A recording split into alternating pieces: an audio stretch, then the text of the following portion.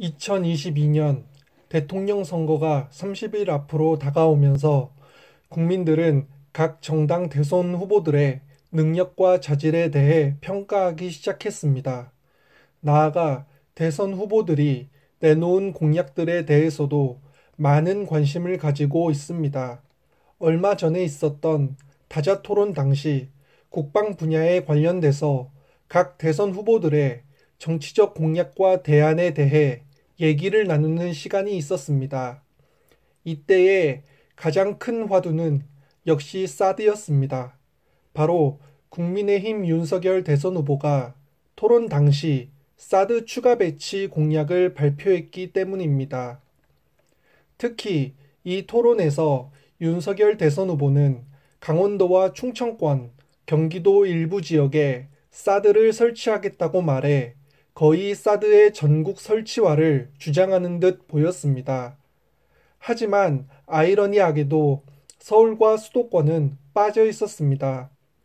전국 지방자치단체는 이 발언에 대해 매우 우려하는 목소리를 내었습니다. 왜 항상 방어 체계를 구축하는 데 있어서 수도권과 서울은 제외되느냐? 지방에 사는 사람은 언제나 국방에 대해 신경 쓰고 방어 체계를 구축하는 데 있어 최우선으로 거론되면서 왜 선제 타격 시 가장 먼저 집중 포화를 당하는 서울과 수도권은 늘 예외에 포함되느냐며 사드 추가 배치 공약에 대한 반발 여론이 드센 걸로 나타났습니다. 정장선 평택시장은 지난 5일 수도권 주민들이 불편할 수 있으니 경기도 평택이나 충남에 사드 포대를 추가 배치할 수 있다고 말했다며 약 56만 명의 평택 시민들을 무시한 처사라고 강도 높게 비판했습니다.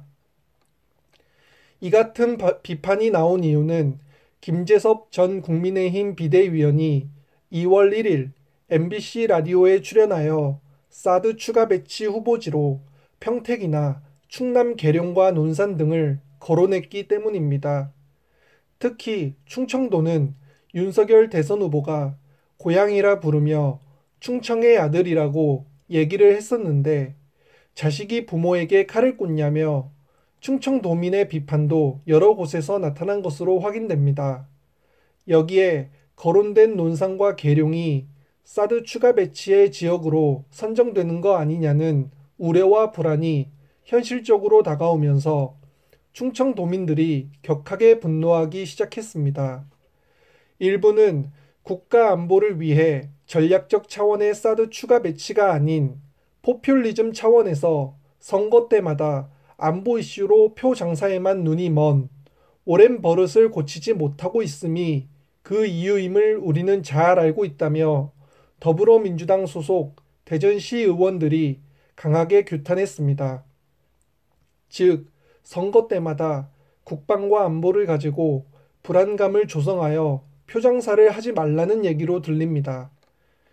충청도에게 강한 지지를 받고 있는 윤석열 대선 후보, 그런 윤석열 대선 후보의 사드 추가 배치 공약과 맞물려 거론된 다른 지역들의 민심도 크게 흔들리고 있습니다. 경북 성주에 사드를 배치할 당시에도 수많은 반대에 부딪혔습니다. 안보적인 문제와 더불어 지역 선정에도 신중에 신중을 기해야 합니다. 또한 지역민들의 이야기를 들어야 하고 계속해서 설득을 시켜 나가야 할 일입니다. 하지만 그렇게 과정이 매끄럽지 않았고 제대로 된 절차가 이루어지지 않았습니다. 그래서 어떻게 됐습니까? 계속된 마찰과 잡음이 끊이지 않았습니다. 경북 성주의 주민들은 아직까지도 사드에 대한 불편한 감정을 나타내고 있습니다. 지키고자 하는 지역에 놓는 것도 아니고 다른 지역들은 거론조차 하지 않으면서 특정 지역은 안보 이슈로 인한 희생을 강요하는 듯한 발언은 대단히 무책임합니다. 처음 사드를 들여올 때만 해도 마찬가지입니다. 별일 아닌 줄 알았습니다. 하지만 중국은 대대적인 보복에 나섰습니다. 경제가 휘청거렸습니다. 중국에 진출해 있던 한국 기업들은 버티다 못해 대다수가 시장을 축소하거나 철수했습니다. 한국과의 거래를 끊기 시작했고 중국 내 한국 기업들을 탄압하기 시작했습니다. 경제와 정치, 국방과 외교를 묶어서 보는 것이 과연 정당한가라는 원론적인 이야기는 중국의 입장에서는 통하지 않았습니다. 그래서 대중무역 비중이 많은 우리나라의 경우 사드 배치로 인해 많은 경제적 손실을 입었습니다. 지금 세계가 코로나19로 몸살을 앓고 있습니다. 코로나19로 인하여 세계 경제도 침체기에 놓여 있습니다. 코로나19가 완전히 종식된다는 보장도 없고 언제 끝날지도 아무도 장담을 못하고 있는 상황입니다. 내수 경제가 불안한 대한민국의 경우 무역 산업에 기댈 수밖에 없습니다.